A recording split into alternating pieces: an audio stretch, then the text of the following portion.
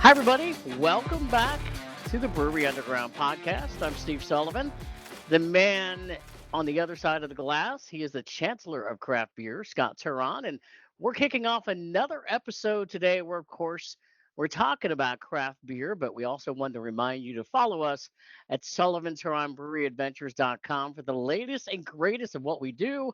And we're also on Instagram, Facebook, and Spotify. I love saying Spotify. So, hey, Scott. Man, how you doing? Man, doing great. We were just talking about the weather. Looking forward to this weekend. It's going to be nice. Get out and do some things. So I'm feeling that early weekend vibe. If you pick up what I'm putting down. Love it, love it. Yeah, ready for it all. And So, yeah, definitely. Well, today we have a familiar face that is returning back to our podcast. It was not long ago that Kendall Joseph with Rhizome Productions was joined by Matt, the founder and president, and they talked really about what they do in organizing events like craft beer festivals around Nashville and some other areas. And this is episode 12 of our podcast for those of you who want to go back and listen to that. But Kendall, he's here today. We're happy to have you, man.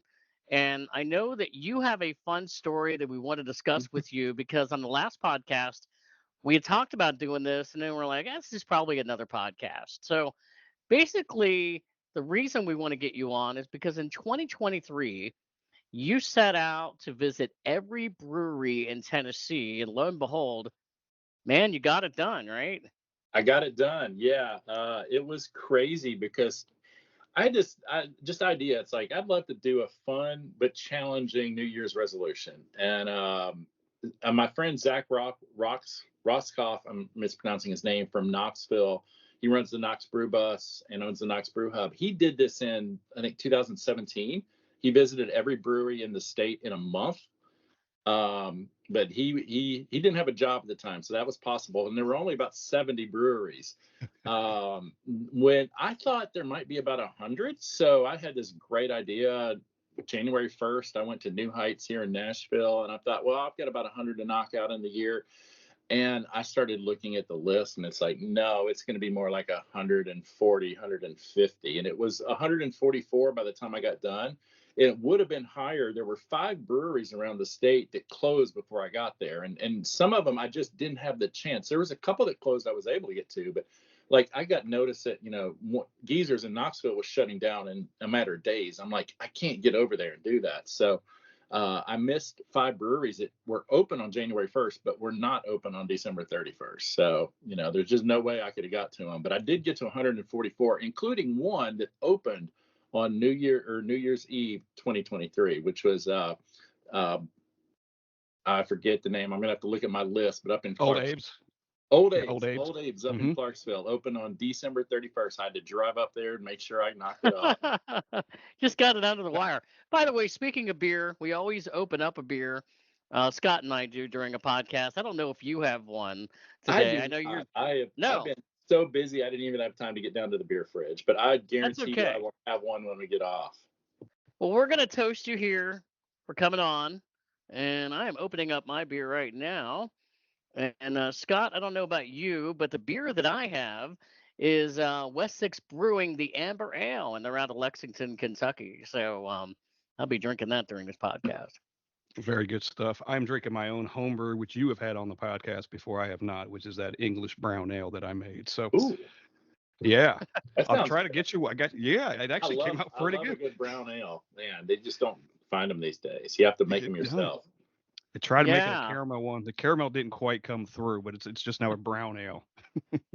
So Kendall, talking about your brewery adventures across Tennessee, really like what kind of planning went into this? I would imagine it took you quite some time to come up with the entire plan of like how in the world in a year am I going to be in a year of 2023 am I going to be able to do this? When did you start planning it all out? Well, it was probably after January 1st, once I'd been to one brewery and I was trying to figure out, okay, how am I going to do this? So you're right. I had to be very strategic and look at my calendar. With Rhizome, I'm very busy, many Saturdays out of the year, especially in the spring and the fall. And I knew that places, I knew I wasn't worried about Middle Tennessee or Nashville because I live in Nashville, and even though there's a lot of breweries here, I can get to them really easy. It's like if I just want to go after work and have a beer, I can knock those out. So my real concern was Memphis. Not so much all of West Tennessee because there's really not much beer in West Tennessee. There's 3 small breweries, or not small breweries. One's pretty good size. Hub City, Rock and Dough, based out of Jackson. They're in several locations, but you have a couple others. One in Dyersburg, one in I think Humboldt or Milan, and then the rest are in Memphis. So West Tennessee was kind of easy to plan because it's like I just got to get to Memphis. And I actually had a business trip in February, and I was in Memphis for a few days, and I was able to get most of them. However, one opened in September, so I had to go back to Memphis. And that was the thing I found over and over again is having to go back to places. But West Tennessee wasn't that hard to plan. Middle Tennessee was easy. I didn't really have a plan for Middle Tennessee because I live here. East Tennessee is the one that was kicking my butt. And I knew that was going to take some planning. Chattanooga is, a dozen breweries or so. And Knoxville was a multi-trip effort. Knoxville, I love going there, which is good because I did like 3 or 4 times. And then Johnson City, the Tri-Cities area, Kingsport, Bristol, Johnson City has enough breweries. So the funny thing was having to repeat myself. Kingsport, as you know, is a pretty good ways from Nashville. I went to Kingsport 3 times. We started off, it was actually Martin Luther King Day weekend. My wife and I both had the Monday off. So we thought, let's take a 3-day weekend, head to the far side of the state, go to Tri-Cities, and go to all the breweries up there. And that's kind of the strategy we planned. If we can get a long weekend, we're going to do that. And we did the same thing Labor Day weekend. We went Labor Day weekend and took 3 days and went to Chattanooga. You can easily knock out Chattanooga with a long weekend. You can't. Yeah. Knoxville. You're gonna be hurting, and I was doing on some of those Knoxville trips. But so we did, Chattanooga on a 3-day weekend. We did the Tri-Cities on a 3-day weekend. But while we were there in the Tri-Cities, we found out there was one brewery that was closed on Sundays. We couldn't get to. Another brewery had a plumbing problem, so they were closed. And then when we were in Kingsport, the guy told. At Bays Mountain, he said, there's another brewery, Flanagan Brothers, opening this summer. So it's like, okay, we're going to come back and hit Flanagan Brothers, Watauga, and Appalachian Sun. Well, we did that Thanksgiving weekend. We were coming home from my folks' house out of Ohio. We came down through West Virginia and down through Bristol, knocked out those 3 breweries, and I thought, great, I am done with the Tri-Cities. Nope, I wasn't. I was at Flanagan Brothers, and the guy goes, Six and Grind, I think was the name, is opening next week. And I'm like, you've got to be kidding me. So that was the kind of challenges I faced. And then Knoxville was just kind of a beast. Luckily, in October, my wife had a couple of different weekends out there. One, she went out to do a half marathon, and another one she did a girls trip. So I had 2 weekends in a row that I was able to get to Knoxville and knock out a lot. Probably more than I should have. People keep commenting. I think, which day was it?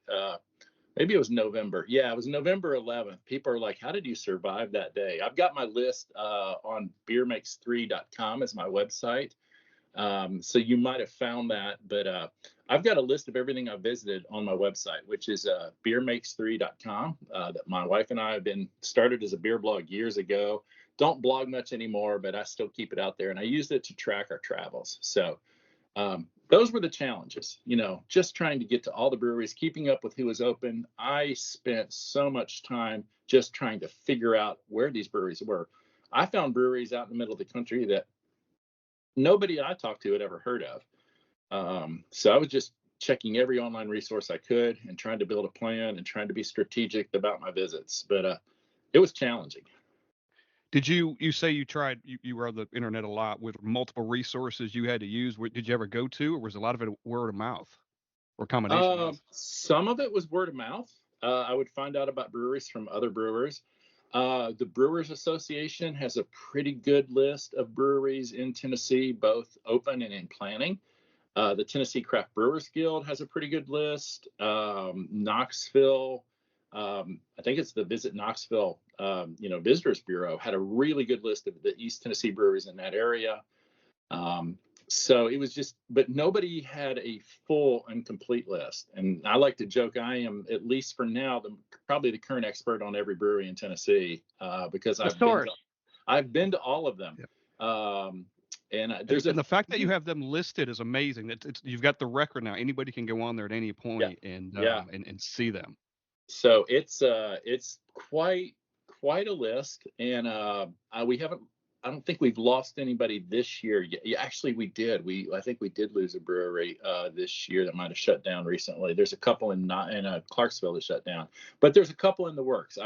So I think we're at this point now where breweries closing is not necessarily a bad thing for craft beer, because it's kind of like the restaurant industry. There's always restaurants opening and closing. It's just kind of how that industry works. And I think now that it's going to be hard to start from a home brewer and build the next Sierra Nevada.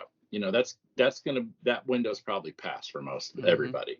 But there's going to be a lot of people that want to open a brewery and run a brewery. And I've heard of some, not in our state, but in other states, where the people running, it's like, it was a good run. I enjoyed it.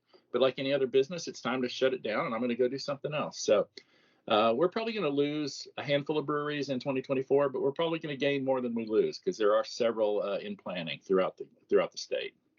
Yeah, we know we lost Harding House, which I've been there, and then Common Law out of Columbia, or right outside of Columbia. Yeah, those are the two I was thinking about, and they're local, so that hurts. And those are good guys. I didn't know the Common Law guys really well, but the Harding House guys are just fantastic people, and I'm really sad that they're having to shut down.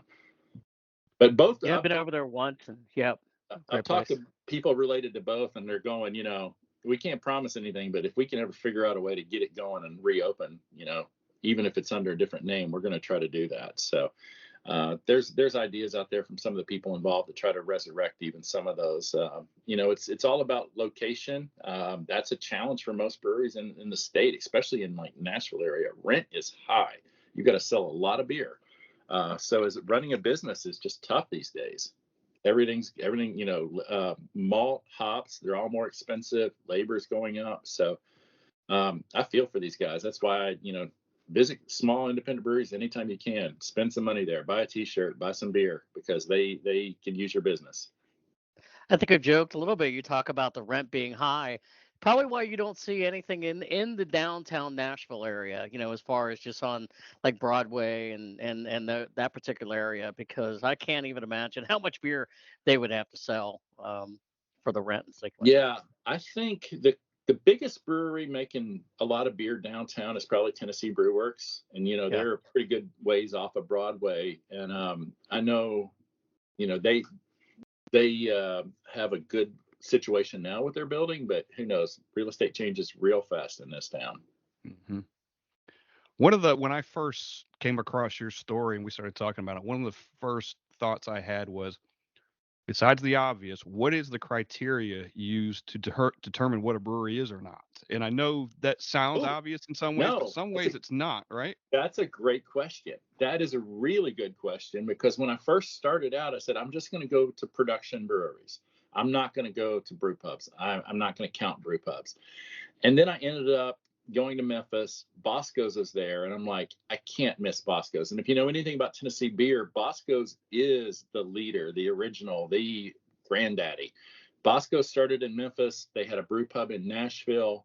They inspired so many people who became home brewers and now are pro brewers. I think that some of the old school guys here in town really got their start drinking beer at Bosco's.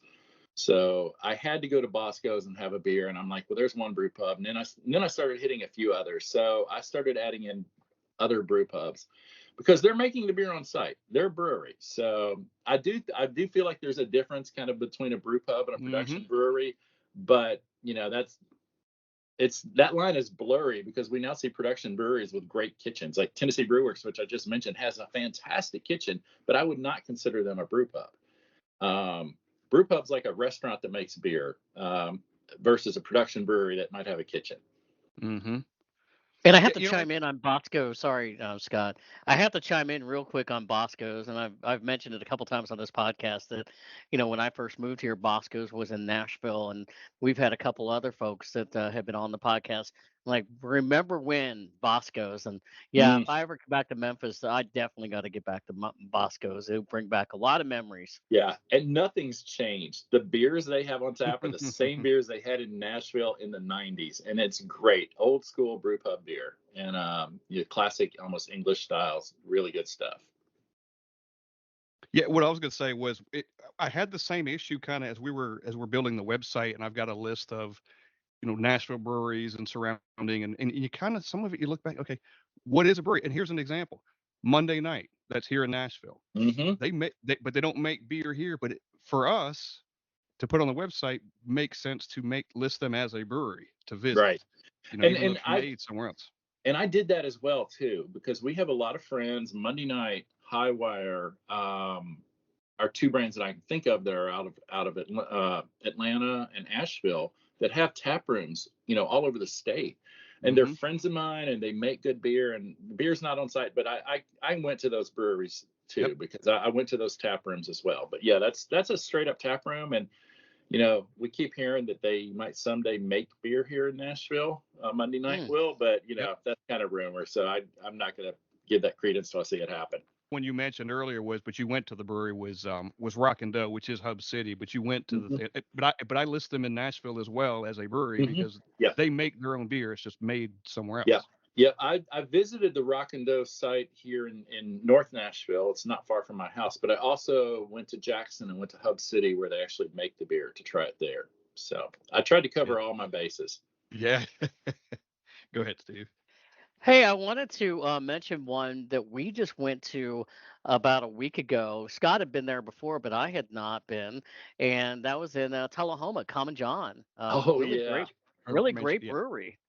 Fantastic. They're probably, when I think about breweries out in the country, they're probably one of my favorites, and they're probably one of the, I think, most successful of those, small town breweries. They are doing a great job. If you ever go there on a Friday night, it's almost impossible to find a parking spot and get in. And their beer is amazing, and LeBron and his team are just the best people.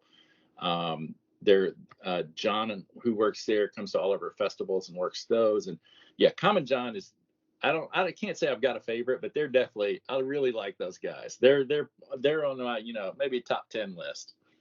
Yeah, they're awesome. I discovered them with a group of we were leaving Jack Daniels once from a tour, and we were Hmm. done early, or it was still early in the day, and we're like, let's find somewhere else to go. So we're online and we're looking, we're like, oh, let's go to this place. And the route it took us was pretty rural, the way it took us that time. And I thought we were going to John's house, honestly, as rural as it was. and then you and then you get out there, this place just opens up, and it's like Yeah, this place is amazing. So it's to a great spot. it is to go there is way better than just even hear about it. You've got to see it to believe. Hmm. Absolutely. So, you were talking earlier. You had to backtrack a couple of times to places. Was there a point during the year? Was there a point somewhere along the way you're like, I don't know if I can get this done? Yeah. Any Oh yeah. doubts? Yeah. Oh yeah. Yeah. End of September, early October, I was sweating it because I still had most of East Tennessee to knock out. Knoxville, Sevierville, Gatlinburg. Yeah, I pretty much had cut, and there was still a couple of breweries I needed to get to up in the Tri Cities. Um, I mean, even in September, I was heading back west to pick up a little brewery called Crown Winery. It's a winery out in, I think it, let's see, I've got it on my list. I think it was Humboldt or somewhere around there. Um, and I had to get to Crown Winery, and I also wanted to get to uh, Real Foot up in Dyersburg, and then there was a new one in Memphis that I was trying to get to as well. So those all like took me back. Urban Consequence, that's the one in Memphis that I hit. That's a brand new brewery. But yeah, there's some great stuff out there. And Crown Winery was one that I should have been able to hit on an earlier trip, but I had to come back for that one because it was nowhere. I just found it on a whim. That I even found that this little winery has like a little half barrel system making beer, and it was good beer, good wine too. If you find yourself in West Tennessee, it's worth a visit. Hey, I'm Go ahead. curious, and looking at your list right now that you have, what was the most remote brewery that you went to that you walked in, you're like, there's no way this area could have a brewery. Anything that stands out for you? There's two, and they're in opposite corners of the state. So in the far northwest corner of the state, you have Real Foot Brewing up in, I said Dyersburg. That's the closest town that anybody would know. But it's actually in Trimble, Tennessee. It's up on the northwest corner near Real Foot Lake, and there's no great way to get there. And it is out in the middle of nowhere. And I'm surprised. It just happens to be two guys that live out in that area. They're Air Force veterans. They have day jobs, but they're brothers, and they open this brewery. The other two are the complete opposite corner of the state. So we've got the northwest corner, the southeast corner. There's a little city called Copper Hill, and it's literally on the Georgia-Tennessee line and about maybe a mile from the North Carolina line. So about as far out to the edge of Tennessee you can get. And there's actually two breweries there. And talk about a place that's at least Dyersburg or the Trimble, you can head to Jackson on I-40, jump up 45, which is 4-lane road, and then you hit the future I-69, and it's four-way all the way there. Even though it's in the middle of nowhere, you can get there. Copper Hill, you can't get there from here. You have to drive. It's windy two-lane road. No matter how you go, you're either driving through the Ocoee Valley, down by the river, or you're coming in from like the top side down through like Tellico Plains and on Highway 68. And it's in the middle of nowhere. And there's two breweries there. Buckbald is making some really great beer. Really enjoyed those guys. And then you've got Copper Hill, which has the most unique tap room, I think, in the state because it's only halfway in the state. The other half of the tap room's in Georgia. There's literally a red and orange line going down the center of the tap room. And the craziest part is the taps and the storage for the beer are in Georgia, but because their front door and address is Tennessee, they pay taxes and are licensed in Tennessee. So Wow. those were the two that were just kind of really remote and hard to get to. Another one that's remote that's not so hard to get to is Lily Pad Hop Yard. And I think a lot of people know about that one. It's out in a little campground. They've got a little small system. I think it's just a couple barrel system. And that's in Lansing, Tennessee. It's not that far. It's kind of halfway between here and Knoxville. But it's out. You think you're lost going there, but you're in this little campground, almost on this little 2-track road, just getting up to it. But that's a fun one too. Aside from, kind of running out of time, what was the hardest aspect of the journey? Uh, Or even something maybe unexpected that you didn't plan for? the time. I spent 26 Saturdays doing this. So half the Saturdays of the year, I was working on this. And it started out, the first few months of the year, every Saturday, my wife and I would just jump in the car, usually take our dog with us and hit a brewery in Middle Tennessee, which is, fairly close. But we gave up a lot of Saturdays to do this. Also, running back and forth. You imagine going to Memphis twice, going to Kingsport 3 times. I put 8,000 miles on my car. I believe it. And by the time I calculated how much I spent on hotels, gasoline, kennels when I needed to put my dog in a kennel, and just merch and beer, it was like $6,000. So Yeah. I had no idea it was going to take so much time and so much money, but I would do it again in a heartbeat. In fact, me and Zach, the guy from Knoxville that I was inspired by that did the 2017 version, we've talked about doing it again in maybe like 2027, trying to hit every brewery together. But I'm going to let him use his bus, and we're going to just have somebody drive us around since he's got that Knoxville brew bus. That's what he took the first time. So we'll just go and sleep in that and go brewery hopping. Oh, that's great. Oh, that's great. So, well, I'll ask you about 2024 in a minute, but, are you a sticker collector guy? And if you've been to a brewery, you know what I'm talking about as far as getting stickers from everywhere you've been. Sometimes I've got quite a few brewery stickers, but a lot of the breweries I went to didn't have them. But if they did, I generally try to get one because I'm a home brewer, and so I've got a beer fridge and a kegerator, and so I try to cover those up with stickers. Yeah. Yes. Isn't it disappointing then when you go somewhere, and I try to get one everywhere I go to, especially when you're out of town and they don't have one. You're like, I may never get back here again. And I'll write them and I'll try to buy something online if they don't have them for whatever reason. And I keep a list of the ones I don't have still, Great. so I can make sure I get them I've all. never been that serious. In fact, I've got a box full of brewery stickers that I've got so many I can't even put them all over. I think I need a new beer fridge because the old one's covered up. I need a blank canvas to restart. Yeah, I'm about to that point too. I've got the sides covered, the fronts covered. It's like I might Yep. have to start with the top now. Yep. Hey, by the way, I don't know if we asked you this when you guys were on earlier, or before, but do you use Untapped? And if you do, that's a lot of check-ins, I would imagine. I do. I use Untapped. I checked in probably 2/3 of the beers on this journey. I'm not great about using Untapped anymore because I'm pushing over 6,000 check-ins. So I just kind of I Wow. don't I don't do it as much. But if I'm really somewhere cool and I'm trying something interesting, I'll check in. And mostly I use Untapped as a diary. But a lot of times, Mhm. if I am just enjoying the experience and enjoying the beer and enjoying my company of the people I'm with, I won't even get my phone out. So that's the way Untapped is for me. Is like I use it when I think about it, or if I'm out enjoying a beer by myself, I don't mind using Untapped. But if I'm with people hanging out, I don't like pulling my phone out anymore. You know what's Yeah, funny?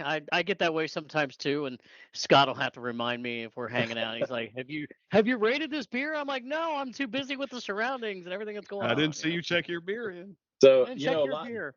a lot of times, because I wanted to really experience these breweries, I would get a flight. So I would usually Yeah, take my yeah, flight card and just take a picture of it. And then if I was back at home or at the hotel, I would start checking in based on that. But that's usually what I do. I'll just take a picture of the beer list or something to remind me what I've had. yeah. Yeah, it gets to be a lot, and I try not to miss any. But like even when you go to like a beer fest, those are hard Oh, because you're getting them so quickly. if I checked in every beer I've ever had at all of the beer fests I've been to, the ones I've worked and the ones I produced, I would probably had 12, 13,000 check-ins.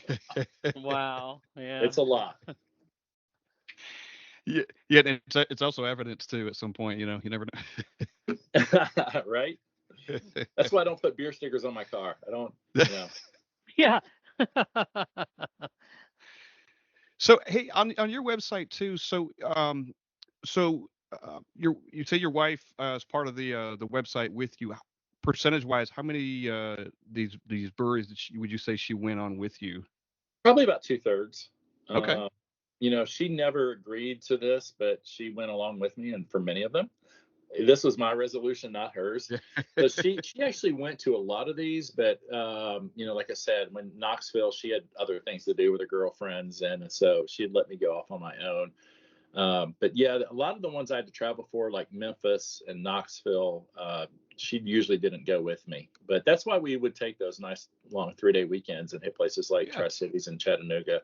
We had a lot of fun doing it. So I'm curious as to like what is your criteria? I know we did a podcast a while back. It's like, what is your criteria for what you think is a good brewery that you're going to return to? Not just the beer, but everything. Uh, People, is the biggest part. One of the biggest parts of it. I think, when I think about some of my favorite breweries that I like to visit often, it's just because I like the people there. The people behind the bar, especially when they remember me. Sometimes some of these Nashville breweries around here, I'm kind of a regular, but they remember me. They're just great service. If they've got food, it's usually food is not necessary, but if they've got food, when they have good food, that's really a plus. But to Yeah. me, it's about the overall experience. If you've got outdoor space, that's a bonus. So places like, Calf Killer are really nice. Calf Killer, Lily Pad, where you're just out in nature, those are amazing. Calf Killer has a great outdoor space. There's even, people right here in the city, like Monday Night has a fantastic outdoor space. I love Yeah. their patio, and they're right here in the middle of town with cranes and high rises going up all around them. But it's still a good outdoor space. So outdoor space is important too, and it's just the environment, the feel. Are the people there cool? We've probably all been to some breweries where it's like not so much in Tennessee, but they just you're just another customer, and they're not really happy you're there or not. That's one thing I really enjoyed about going to the small breweries out in the country is they were just glad you came to see them. When I went to I went to some breweries. I think up one of the most interesting, I'm doing this motion up and down, like from Jamestown all the way down to Jasper, kind of that Highway 127 Sequatchie Valley corridor. There's like 6 or 7 little small breweries. And when I went there and I told them, I'm from Nashville, and they're like, "You came here from Nashville to drink a beer?" And I'm like, "Absolutely." Yeah. And they were just so great and kind and just glad I was there, because they're happy to get all the customers they can get in some of these small towns. I mean, some of them very small operations, like little nano breweries. So that's why I was started doing this too, to spread the word, to tell people about like Creekside Brewing in Crossville. It's one most people haven't even heard of. But if you got an hour to kill and you're on I-40, jump off and go see the guy. He makes great barbecue, good beer, and just a really nice guy. But there's just a lot. I'm looking for that overall experience, and I just want good people are a big part of it. Are you seeing, especially with more of the breweries that you went to across Tennessee, are you seeing that more breweries are becoming more like family friendly? We talked about the food options, but bringing the kids, bringing dogs, sports activities. Are you noticing more of that trend too across a Yeah, lot of breweries in Tennessee? absolutely. Especially the ones with good space to use that have thought about it. I think about, well, totally like an Odd Story down in Chattanooga. Mhm. Before their small little place probably wasn't the most family friendly space, but they've got a brand new facility, massive. If you haven't, Odd Story's making really good beer down in Chattanooga. If you haven't been there, you should go. They have this incredible space. They've got some food on site, but they have this big open area, and there was a lot of kids and dogs running around out there, and I thought that was fun. Some breweries don't have really the space or the ability to handle families well. I think even half of them in Nashville, they just don't have a good space for kids to run around. But I feel like it's a 50-50. There's a lot of breweries that make space for kids and families, and I'm okay with that. I think it's great that we can just all be out hanging out. I don't think um, it's necessarily a bad thing to take your kids with you to a brewery. Um, that way they'll learn what good beer is by watching you drink it. So when they Yes, turn right. 20, so when they turn 21, they know what to order. Yes. That- Start them out at an early age. Absolutely. And I like that too, because it does let maybe everybody get out of the house too. It's like, oh, it's not just dad going to get the thing, Right. going to the brewery. The family. Hey, mom will come too. We'll bring the kid, and we'll just have a good time. Yeah, and I think about the breweries with just a good outdoor space that encourage families to come. That's why they do it, because if you can get families to come, a lot of times they'll take all their friends, and you get a pack of kids playing, and mom and dad Hmm. and are drinking a little beer, having a little food, and it's just a great way to kill some time and get outside. I was just gonna say, and you see that we've talked to people too. You see that a lot of the menus, at a lot of these breweries will cater Hmm. their what they have on tap for other people that don't like beer necessarily too. So Yeah, you're seeing a lot more non-alcoholic beer at breweries, which I think is a good thing. There's ones offering cider. I'm starting to see the hop waters on tap at a mhm. lot of places, and I mean, you can, that's a good family friendly drink. I'm seeing a lot of non-alcoholic options, but I know, and just not even just hop water, but just good high quality seltzers like Maypop, which is a great Nashville based brand. I'm seeing their seltzer on tap, and these are just straight up non-alcoholic seltzers and kid friendly for sure. Um, I know a guy that keeps one on in his kegerator so his kids can drink it, because it's good. It's so much better than buying cans of seltzer at the grocery store. Get a fresh keg of it locally. So, the other question I have is for you is, what would you say are your favorite breweries in Tennessee after going through all of them now? Maybe like, do you have like a top five that you could list off the top of your head? Boy, that's really, really hard. Because one, I've got friends at many of them. uh, yeah, I wouldn't say favorites, but I look around and I see breweries that are just doing things right. It seems like they've got big crowds, making great beer, fun environment, good food. Out west, Wiseacre in Memphis is one of those places. Um, Soul and Spirits in Memphis is another good one in Memphis. Like, there's enough breweries in Memphis that you can hit them all if you spend 2 or 3 days there. But if you've only got one day, Soul and Spirits, Wiseacre, can't miss.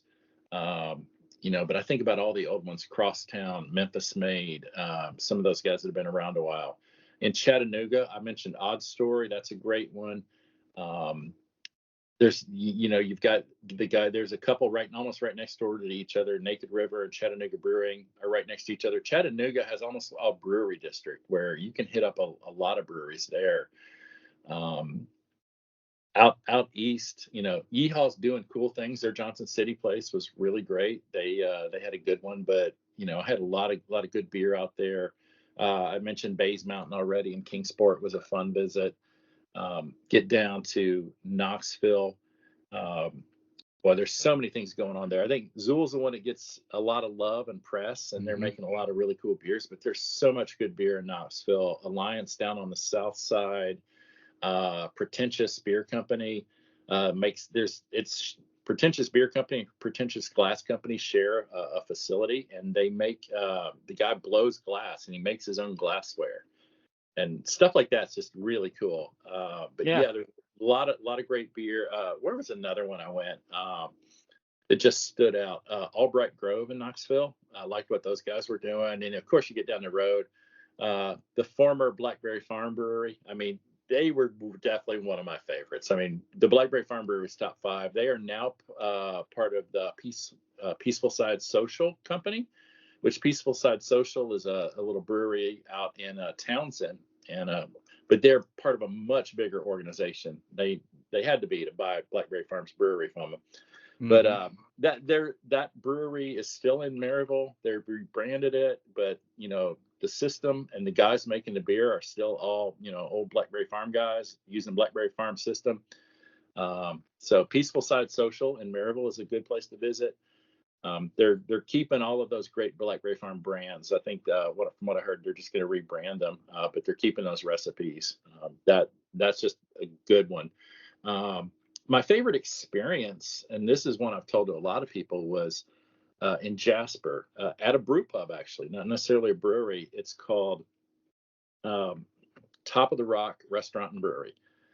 And I've always, everybody goes, what was your favorite brewery? And it's like, I don't have one favorite brewery, but I had a favorite experience, and that was Top of the Rock. It was on our way to Chattanooga Labor Day weekend. My wife and I stopped in Jasper. You get off I-24. There's a giant fireworks store there. You can't miss it. And then you climb back up the ridge, and it sits on top of the ridge looking over the Tennessee River Valley and Lake Nickajack. And you have this stunning view out below you. And we were there right at sunset, so we got to watch, it was daylight when we got there. We watched the sun go down. They had amazing food. I had a really nice steak. My wife had some mahi-mahi that was cooked really well. But the best part was they're making their beer on site, and it's classic brew pub beers. So it was like a Hefeweizen, a brown ale, an IPA or a pale. It was all those standard brewery 1990s brew pub beers. I think they even had a red ale on. I can't remember exactly, but it was nothing there surprised me as far as like, okay, this is a brew pub beer. This is what I expect from a brew pub. But what did surprise me about the beer is when I started drinking it, it was fantastic. I still remember the Hefeweizen just being one of the best I've ever had, and the beers that they had there were just phenomenal. The brewer must be a highly skilled, highly experienced guy, because he was making the most basic styles that we've all had, 100 times, but they were absolutely delicious. Every one of those beers was well made. So we had really well made beer. There was great service, incredible food. And a stunning view. If you go get reservations and get outside on the back deck, you won't hate that experience. It's pretty amazing to combine all of that into one place. You've sold me. I'm ready to get my car right now and go down there. Yeah, It's about 2 hours from here, straight down I-24 from Nashville. I'll pick you up, Steve. Hey, one of the cool things I said, looking at your list, one of the cool things, and I'm glad you put these guys on there, Honey Tree Meadery, which I thought was really cool. Yeah, not a brewery, but really good friends. I love those guys, and I wasn't going to go to places making fermented beverages without going to Honey Tree Meadery. I've been recently, and I keep telling everybody, you can't believe how good this is, and they're like, sure, it's a meadery, and I said, well, I thought the same thing until I went. So, and the space out there is great too. So it was cool to see them on there. Yeah, and that's one of those things where I kind of debated too. Does that belong on my brewery list? And they absolutely. I think so, because the reason I featured them is because I want people coming to town and coming to Tennessee to find good places to drink, and I really want to support them. And I think there's people who's like, oh, I've never been to a meadery. I barely know what meat is. I'm going to check them out. And, you're within walking distance to Crazy Gnome and Smith and Lentz as well. So you might as well hit them all. Definitely. Yeah, it was great. I'd recommend it to anyone. What do you think about cideries, and where do they fall within your kind of your lists and That's travel? one I did not do. I'm not a cider fan. I've enjoyed very good ciders. I've had some great French and Belgian ciders that are fantastic. But I'm not going to search out a cider. And I knew that I didn't have a lot of time to do what I was doing.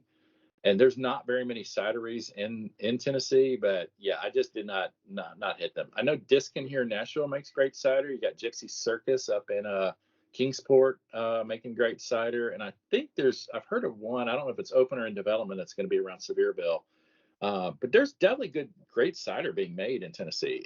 I'm just not a cider guy. No, I've had a few here and there. Usually, if it's like either on a flight or something. But I do know that, and you probably know this already too. Crazy Gnome's got one coming, cyanide cidery that they're building. I've And heard building about out. that, and I know. I think Yazoo's starting to make cider. I don't know if y'all have heard that or not, but Have not. they're launching a cider brand.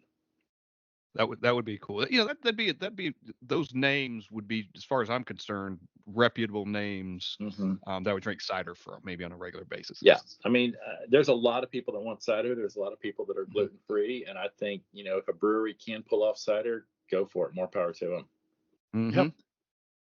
So I'm curious, along the way, did you happen to run into any of the same people that you had met at other breweries? Did that happen to you at all?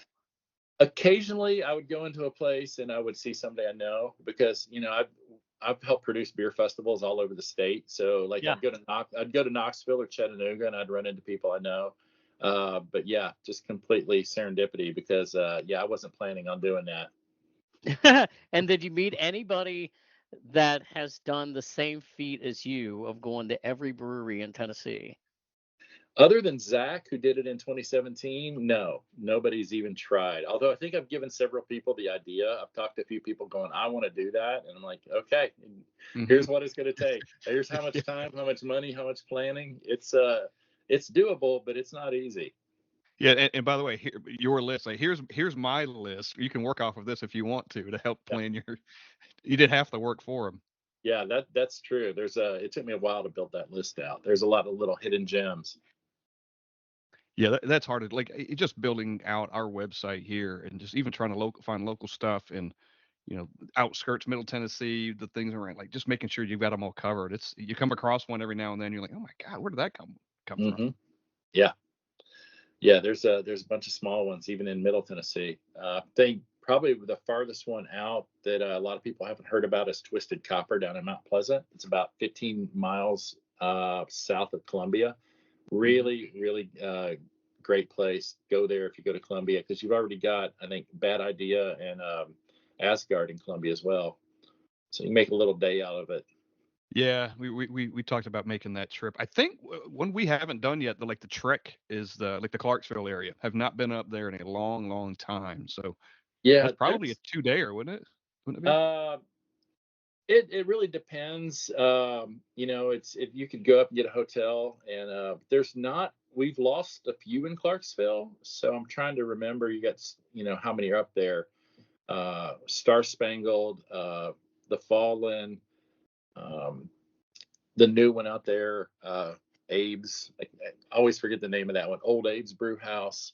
But yeah, I think Evil Nash is still around.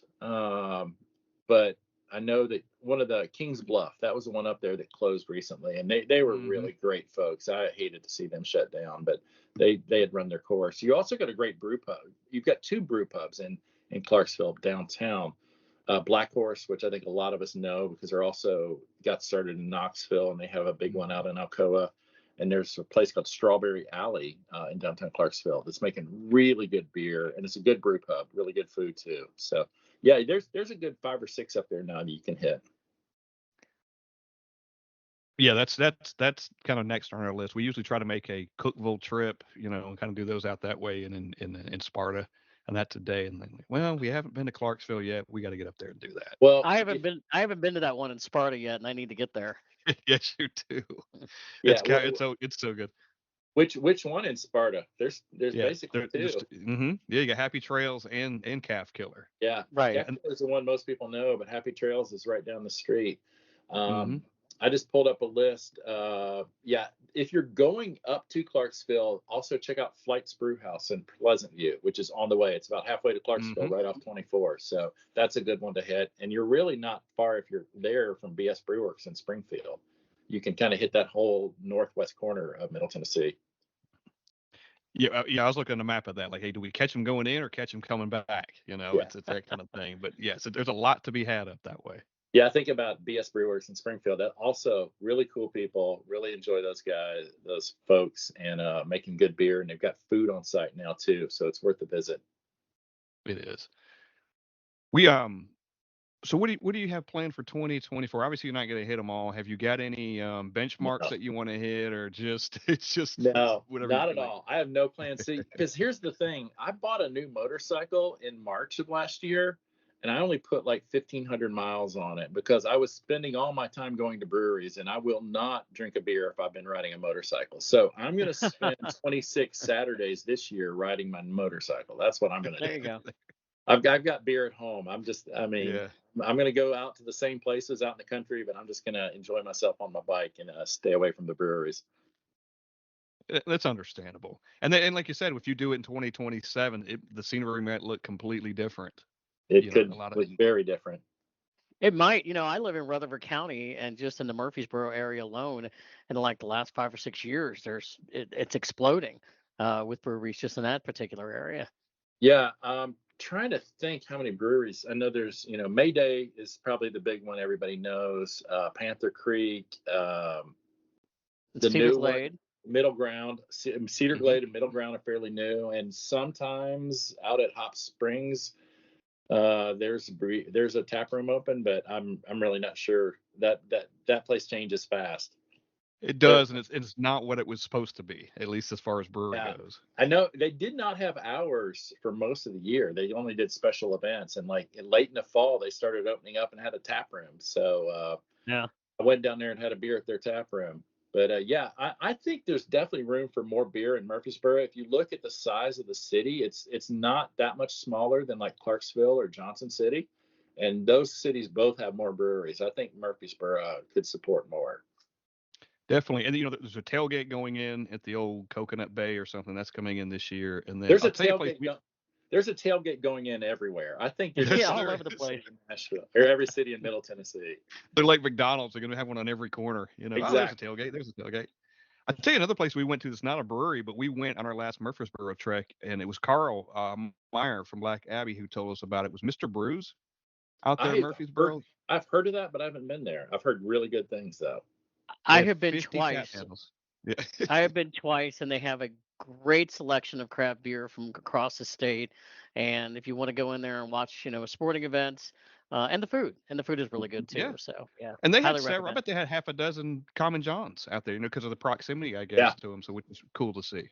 Yeah, there is still a place for a great craft beer bar, and Nashville's had several. We've lost a bunch. Craft Brewed being the biggest loss, one of the original craft beer bars here in town. But yeah, there's always something to be said for a great craft beer bar that features a good local selection. And I really encourage people. That's a good way to sample a lot of different things. It is, and there are a lot of chain restaurants, and I won't mention any names, but we know who they are, who have got a lot of taps. They claim they have a lot of taps. Yeah. But it's the same 25 or 30 every time you go in there. Nothing changes. They might change one seasonal Sam Adams or something, and that's about all you're going to get. And if I ever go to those places, which I generally don't, I'm probably drinking the seasonal Sam Adams because it's about the best thing they're going to have. That's right. That's one of my pet peeves, that they advertise they have all this beer, and you go in and you name off like 5 or 6. Nope, we don't have that. Nope, we don't have. Why am I here? So yeah, don't even get me started. The first half are your Miller Lights and your Coors Lights and and then you get into the end and you're like, well, they're gone. Although I will say, if they've got Coors Banquet beer on tap, I'm probably going to go for that. Real quick beer. Our Deep South Growler location, which is right around right down the street from where I live. Abby's been keeping Coors Banquet on draft for the past couple of months. So, I and did she's not know killing it that. with it. I don't doubt it. I need to go there because I love getting it on draft. It's really hard to find. Awesome. Hey, Kendall, we appreciate your time today, and I know that you're very busy right now, and you're going to be busy with a lot of the brew festivals coming up. And you want to quickly talk about some of those before we let you go? Yeah, I'd love to. I know, I think everybody knows about East Nashville Beer Festival on the 13th of, actually, wow, it's 2 days, April 13th, 2 days from now, this Saturday. Another one, a big one that's coming up that is Brew at the Zoo, which is, I'm blanking on the date of that. Let me look at my calendar. June 14th. June 14th is Brew at the Zoo, and there's going to be about 60 breweries. If you've ever been to the Nashville Zoo, you know how big it is. There is breweries spread all over that zoo. It's pretty amazing. That's the biggest one we have coming up. And, in the fall, we do a party down in Sevier Park called Touch of Brews that has great craft beer and also great music. It's kind of Grateful Dead cover band theme, but we have other types of music there, and that's a fun one. And then there's always things in the works. We've got some things that are planning. Hopefully, we'll announce publicly soon that'll have some great craft beer and music options. And remind everybody where they can follow you guys to get all that information. Okay. You can follow Rhizome Productions on Instagram and also Rhizome Productions website to follow the event, to look at all the events we're putting on that are public. We're hoping to do some more. As you know, we've talked to you guys already. Winter Warmer is not coming back, at least this year. Maybe someday we'll resurrect it, but Winter You beat me Warmer to punch on that one. It's on hiatus for now. We understand. When big barrel-aged imperial stouts come back into vogue, maybe we can pull it off. Everybody wants lagers these days. Yeah, man, we really appreciate you coming on for the second time. You're welcome back here anytime. We can talk about beer for hours, honestly. Yeah, I honestly can too. I love talking about beer. And if you guys have anything, and you'll pick my brain on and come up with some new topics, maybe we can come back and talk. Maybe we could go in depth too, and maybe do some guides. I could talk you through drinking in Knoxville or Chattanooga, and where you want to go and how you could structure it. I think it's a great idea because I think Knoxville is a perfect example because I've been many times and I've only touched on what's there. Knoxville's beer scene is the most vibrant in the state right now. It reminds me of Nashville 10 years ago, but Knoxville is just on fire. There's breweries opening up. They're all doing really well. My friend Zach, who runs the brew bus, his brew bus is very active, does several runs every weekend. It's a great way to drink in Knoxville is ride the Knox brew bus. Give him a plug. But yeah, Knoxville's a great one. Maybe we could come back in and talk just about Knoxville beer someday. We'll do it. We'll do it.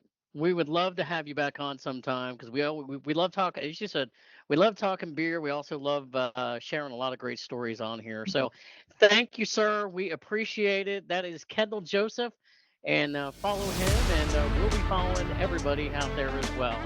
This has been the Brewery Underground Podcast. I'm Steve Sullivan. Scott Touron. Cheers.